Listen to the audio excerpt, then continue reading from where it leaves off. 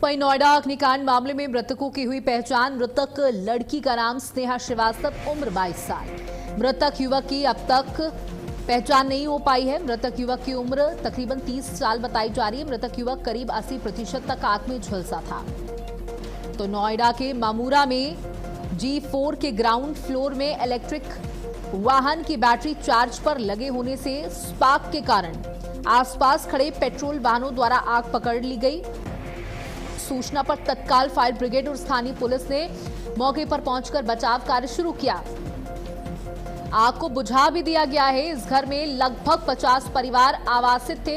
एक पीजी जैसा यहां पर माहौल था। 50 से ज्यादा परिवार यहां पर रह रहे थे। और देखिए, बहुत बड़ा हादसा हुआ है। इससे भी बड़ा यह हादसा हो सकता था अगर लोग खुद अपनी सूझबूझ ना दिखाते तो देखिए, एक छोटी सी चिंगारी से आग का इतना बड़ा गुब्बारा बन गया कि उसकी लपटों ने 2 लोगों को अपनी चपेट में ले लिया। हाल ही में अग्निकांड के मामले आए दिन हेडलाइंस बन रहे हैं। पिछले महीने हमने लखनऊ के अलीगंज का अग्निकांड सुना और आज अग्निकांड का एक और मामला सामने आया।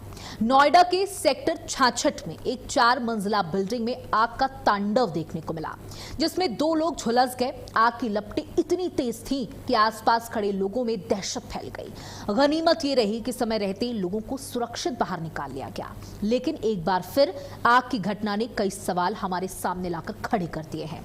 सवाल यह है कि इलेक्ट्रिक वाहनों की सुरक्षा क्या है। इस रिपोर्ट में देखिए।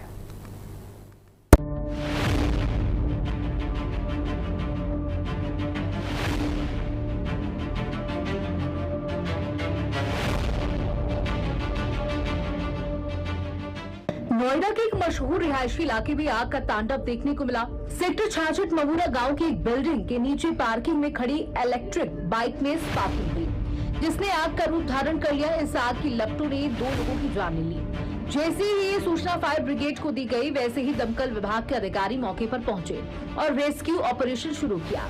जानकारी के मुताबिक बिल्डिंग में पीजी यानी पेइंग गेस्ट का संचालन हो रहा था, जिसमें तकरीबन 50 परिवार रह रहे थे। नोएडा में आग का तांडव।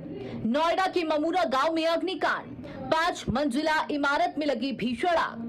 आग के धुएं में कई वाहन जलकर राख। बिल्डिंग में रहते थे 50 परिवार। इलेक्ट्रिक स्कूटर में हुआ था शॉर्ट सर्किट। शॉर्ट सर्किट से फैली आग। आग लगने के बाद ऊपरी मंजिल में फंसे लोग। कई लोगों ने छतों और रस्सियों का लिया सहारा। ये खौफनाक मंजर घटनास्थल पर जिसने देखा होगा उसकी रूह कांप उठी होगी। लोगों ने 2 बिल्डिंग्स के बीच में लकड़ी का फट्टा जोड़कर महिलाओं को सुरक्षित स्थान पर पहुंचाया।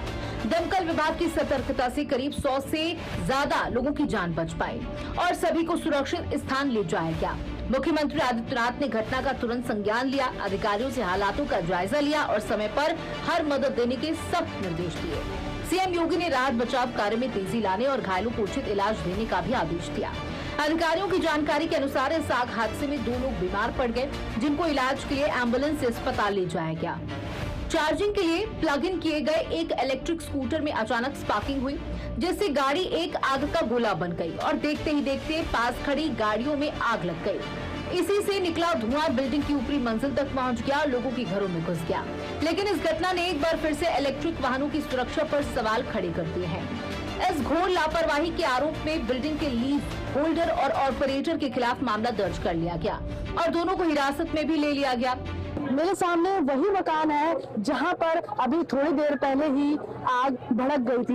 ये वही मकान है, आपको दिखा दूं तस्वीरों में, जहां पर सुबह का समय था, 11:30 बजे का समय था बताया जा रहा है। और 11:30 बजे अचानक से लोगों में ये खबर फैली कि नीचे ग्राउंड फ्लोर में, यानी कि वहां पर जहां पार्किंग होती है, वहां पर एक बाइक थी जो चार्ज हो रही थी, इलेक्ट्रिक बाइक थी जो चार्ज हो रही थी। उस पर स्पार्क आया और स्पार्क लगते ही पूरी बाइक जल गई। और जलने के बाद ये वाला जो मैं आपको तस्वीरों में मकान दिखाऊं, यहाँ पर आग ने अपना विकराल रूप लिया। विकराल रूप लेते लेते आग इतनी भड़क गई कि लोगों में अफरा तफरी का माहौल बच गया। मैं तस्वीरों में दिखाना चाहूंगी कि जो वहां पर जो सीढ़ियां हैं, वहां से वही वो सीढ़ियां हैं जहां से 20 से 25 लोगों को सुरक्षित निकाला गया। हालांकि बताया जा रहा है कि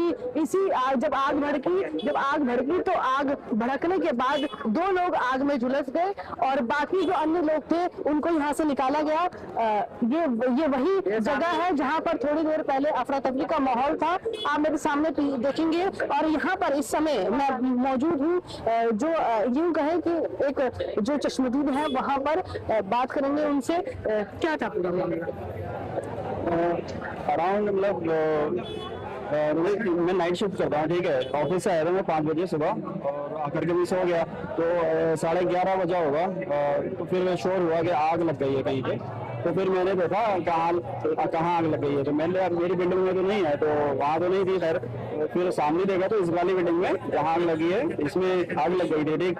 तो फिर सोचा क्या करा जाए, ठीक है। तो फिर और सारे बंदे निकले और जितने रूम है हमारे बिल्डिंग में वो सारे बंदे सब लोग ऊपर चढ़ गए, टेरेस पे चले गए। तो वहां से देखा तो बहुत सारे बंदे उधर खड़े हैं, ठीक है। मतलब वो मदद मांग रहे हैं कि हाँ कोई हमें बचा दो। तो फिर हम लोगों ने क्या किया, वहाँ पे कंस्ट्रक्शन काम चल रहा है हमारे फ्लोर पे टेरेस पे। तो वहाँ पे सीढ़ी वीढ़ी पड़ी थी, बांस पड़े थे, सीढ़ी पड़ी थी। तो वो सीढ़ी लगा करके तो वहाँ से लगभग अराउंड 25 पीपल को रेस्क्यू किया उधर से। और उसमें एक बेबी भी था, छोटा सा बेबी। तो उनके पेरेंट्स थे, तो उसके बेबी को मेरा दोस्त था इसी बिल्डिंग में रहता है, तो उसने उस बेबी को गोद में लिया और वो इस साइड आ गया, हमारी वाली बिल्डिंग में आ गया। मैं कैमरा पर्सन के साथ निकिता, भारत अपडेट। इस घटना ने इलेक्ट्रिक वाहनों में आग लगने का डर पैदा कर दिया। आखिर इलेक्ट्रिक बाइक में शॉर्ट सर्किट हुआ कैसे? क्या चालक ने सुरक्षा मायनों का ध्यान नहीं रखा था या ओवरहीटिंग से यह हादसा हुआ? इस सब की जांच की जा रही है। Bureau report, Bharat update. वहीं कानपुर में खाद्य विभाग ने जन स्वास्थ्य से खिलवाड़ करने वालों के खिलाफ बड़ी कार्रवाई की है। खाद्य सुरक्षा एवं औषधि प्रशासन की टीम ने बिल्लौर तहसील क्षेत्र में छापेमारी कर कृत्रिम रंग से रंगे जा रहे 5000 किलो से अधिक आलू जब्त किए। जांच में सामने आया कि आलू को लाल रंग दिखाने के लिए ऐसे रंग का इस्तेमाल किया जा रहा था जो खाद्य पदार्थों के लिए अनुमन्य है नहीं है। टीम ने रंगीन आलू और इस्तेमाल किए गए रंग के नमूने लेकर प्रयोगशाला भेजे। जिलाधिकारी जितेंद्र प्रताप सिंह ने मिलावटखोरों पर सख्त कार्रवाई जारी रखने की बात कही है।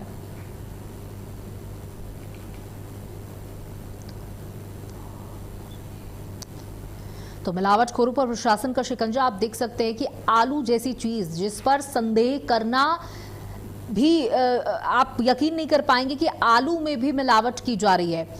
आलू पर तो किसी का देखिए शक भी नहीं जाएगा कि उसमें भी रंग मिलाया जाता है। जांच के लिए जब नमूने भेजे गए तो ये सारी चीजें सामने आई। मिलावट खोरी की यहां पर इंतहा देखने को मिली। खाद्य विभाग की बड़ी कार्रवाई। आज तक आपने सुना होगा कि सॉफ्ट ड्रिंक्स में मिलावट की गई, केचप्स में मिलावट की गई, पनीर खराब आ रहा है, लेकिन यहां पर आलू जैसी चीज, रोजमर्रा की जिंदगी में इस्तेमाल होने वाला आलू, उसमें भी मिलावट देखी गई। मिलावटखोरों पर प्रशासन का शिकंजा, लेकिन कहां कहां प्रशासन पहुंचेगा और कहां तक इन मिलावटखोरों की जड़ें फैली हुई हैं, ये एक बहुत बड़ा सवाल है। कानपुर से आपको खबर दे रहे थे जहां जांच के लिए नमूने भेजे गए हैं। खाद्य सुरक्षा एवं औषधि प्रशासन की ओर से अब इस पर बड़ी कार्रवाई की बात कही जा रही है। देखिए, अब न जाने कि अगर आप आलू खा रहे हैं वो वाकई में खेतों से आया है या फिर मिलावट का शिकार है। हालांकि कई सब्जियां हैं जिनमें मिलावट होती है, ये हम जानते हैं, जिसमें से कद्दू, लौकी जैसी चीजें सामने आती है, लेकिन आलू पर तो देखिए किसी का शक भी नहीं जाएगा कि उस पे भी मिलावट की जा रही है उसे बेहतर रंग देने के लिए।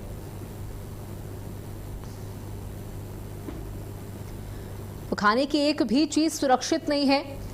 देखिए, बहुत बड़ा सवाल है कि ना पानी सुरक्षित है, ना पानी साफ है, ना हवा साफ है, ना खाने की चीजें साफ हैं।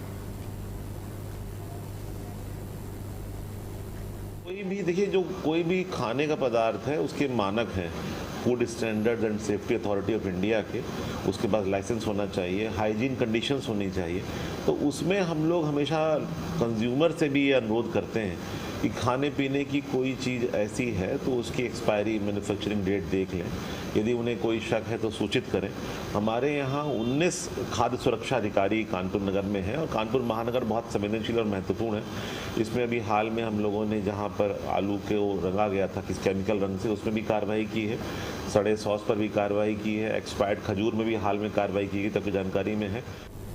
वाराणसी में सड़क सुरक्षा को लेकर पुलिस का जागरूकता अभियान लगातार जारी है। चौबेपुर स्थित डार्लिंग सनबीम स्कूल में ट्रैफिक जागरूकता कार्यशाला का आयोजन किया गया।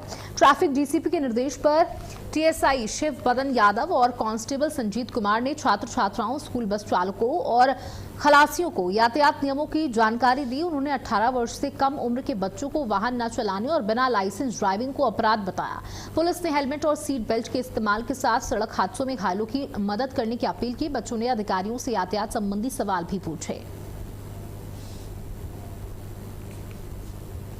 तो पुलिस ने लोगों से हादसों में मदद करने की अपील की। देखिए, कई बार ऐसा होता है कि लोग इसलिए भी मदद नहीं करते कि पुलिस के चक्कर में कौन पड़ेगा, लेकिन यहां पर पुलिस ने लोगों से अपील की कि जो मदद करता होगा उसे बिल्कुल पुलिस के द्वारा परेशान नहीं किया जाएगा, उसका समय नहीं बर्बाद किया जाएगा, लेकिन इंसानियत दिखाते हुए अगर किसी को मदद की जरूरत है तो उसे सबसे पहले अस्पताल पहुंचाएं। सड़क सुरक्षा को लेकर जागरूकता अभियान यहां पर स्कूली बच्चों के सामने चलाया गया। साथ ही तमाम लोगों को भी जागरूक किया गया कि अगर कोई व्यक्ति है जिसे आपकी मदद की जरूरत है, सड़क पर कोई हादसे हो जाते हैं, कोई एक्सीडेंट हो जाता है, तो उसे तुरंत अस्पताल पहुंचाने का काम करें, ना कि ये सोचे कि पुलिस के झंझट में कौन पड़ेगा। हालांकि कई बार लोग बहुत परेशान हो जाते हैं किसी को बचाने के बाद। इसी के चलते पुलिस ने ये बात साफ की कि पुलिस की तरफ से कोई भी परेशानी नहीं दी जाएगी मददकर्ता को, लेकिन प्राथमिकता व्यक्ति की जान बचाने को दी जाए। पुलिस ने कहा कि हर जगह तुरंत पुलिस नहीं पहुंच सकती, एम्बुलेंस नहीं पहुंच सकती, लेकिन जो लोग वहां पर तत्काल प्रभाव से मौजूद होते हैं वो किसी की जिंदगी को बचा सकते हैं। और इस बात को प्राथमिकता देते हुए पहले उस व्यक्ति की जान बचाएं और उसके बाद ही कुछ अन्य सोचें।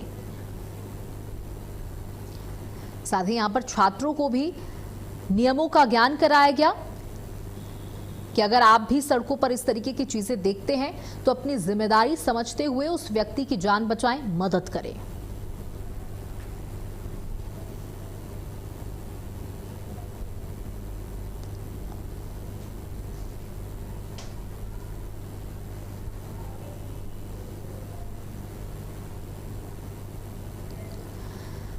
तो पुलिस ने लोगों से हादसों में मदद करने की अपील की है। सड़क सुरक्षा को लेकर के यहां पर जागरूक किया गया, छात्रों को जागरूक किया गया, वहां पर जो शिक्षक मौजूद थे उन्हें जागरूक किया गया और लगातार ये अभियान चलाया जा रहा है, जागरूकता अभियान चलाया जा रहा है, जिससे लोगों को ये समझ में आए कि तुरंत मदद करने से बड़ा कुछ भी नहीं हो सकता।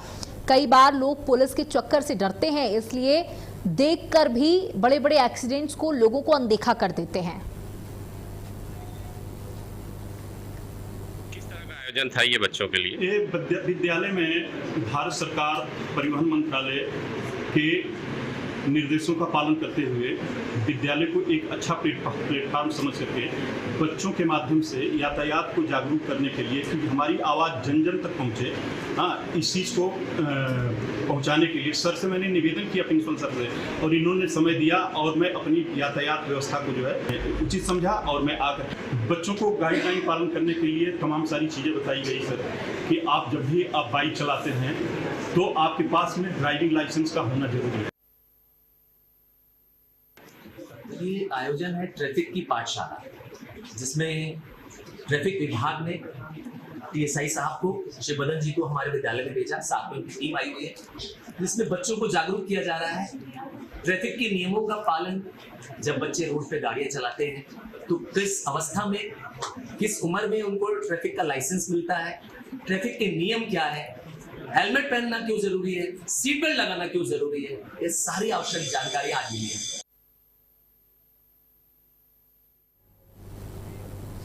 तो झांसी में ग्रामीण स्वास्थ्य सेवाओं को बेहतर बनाने को लेकर सामुदायिक स्वास्थ्य अधिकारियों की समीक्षा बैठक आयोजित की गई। मुख्य चिकित्सा अधिकारी डॉक्टर शिशिर पुरी ने आयुष्मान आरोग्य मंदिरों में स्वास्थ्य सेवाओं की स्थिति की समीक्षा की और आवश्यक दवाओं व जांच किट की उपलब्धता सुनिश्चित करने के निर्देश दिए। उन्होंने टीकाकरण सूत्रों की नियमित निगरानी और स्वास्थ्य योजनाओं के प्रभावी क्रियान्वयन पर जोर दिया। बैठक में लापरवाही बरतने पर अनुपस्थित सीएचओ का 1 दिन का मानदेय रोकने और 4 सीएचओ को चेतावनी देने के निर्देश दिए गए। अधिकारियों ने स्वास्थ्य कार्यक्रमों की प्रगति की भी समीक्षा की है।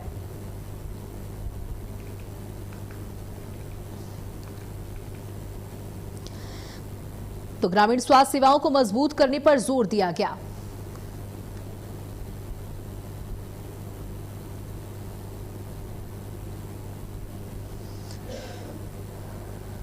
तो लापरवाही पर मानदेय रोकने के निर्देश दिए गए हैं। और बड़ी खबर रामपुर से दी, जहां जौहर यूनिवर्सिटी पर चलेगा बुलडोजर। एसपी नेता आजम खान की है यूनिवर्सिटी। 40 में से 38 भवन तोड़ने का आदेश, बिना नक्शा पास कराई इमारतों का निर्माण। अवैध निर्माण पर योगी सरकार की बड़ी सख्ती। एसपी नेता आजम खान की मुश्किलें बढ़ती हुई। 40 में से 38 भवन ऐसे हैं जो अवैध हैं, बिना नक्शे पास कराए खड़े किए गए हैं, जिनको ध्वस्त करने के आदेश आ गए हैं। योगी सरकार का सख्त आदेश।